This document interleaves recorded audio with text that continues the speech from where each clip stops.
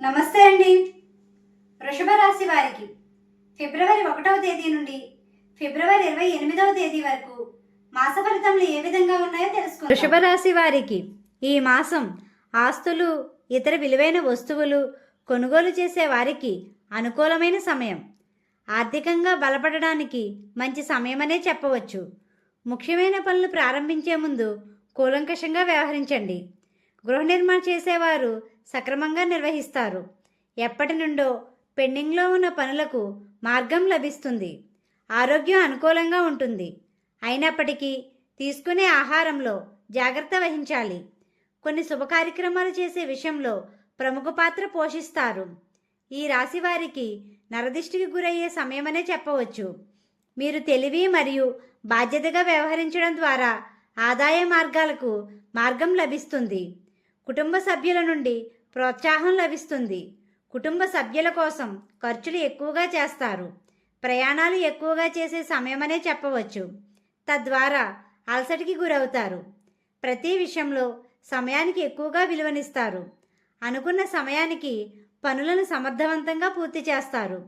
ఖర్చుల విషయంలో దృష్టి సాధిస్తారు. మీరు చేసే వ్యవహారాల్లో కొన్ని ఒత్తిళ్లు ఉన్నప్పటికీ సునాయాసంగా వాటిని అధిగమిస్తారు. ఆదాయ మార్గాలు లభించే సమయమనే చెప్పవచ్చు. బంధువులలో మంచి గుర్తింపు పొందుతారు. బయట వ్యక్తులతో చేసే సంప్రదింపులు కూలంకషంగా వ్యవహరించండి.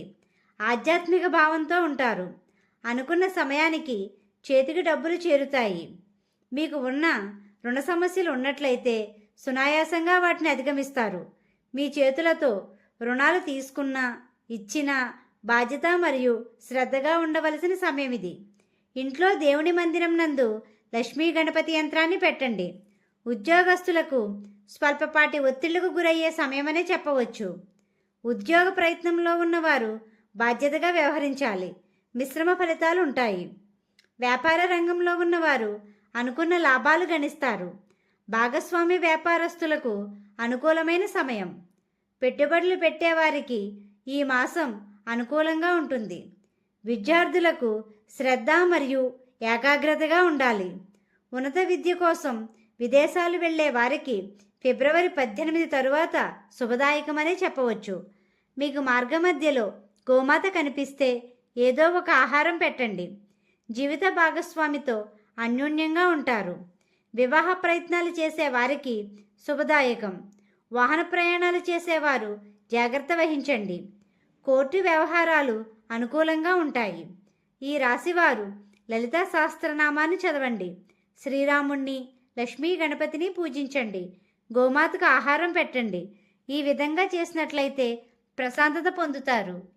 మా వీడియో కానీ మీకు నచ్చినట్టయితే లైక్ చేయండి, షేర్ చేయండి, కామెంట్ చేయండి. ఇలాంటి మరెన్నో వీడియోస్ కోసం మా ఛానల్ని ఇప్పుడే సబ్స్క్రైబ్ చేయండి.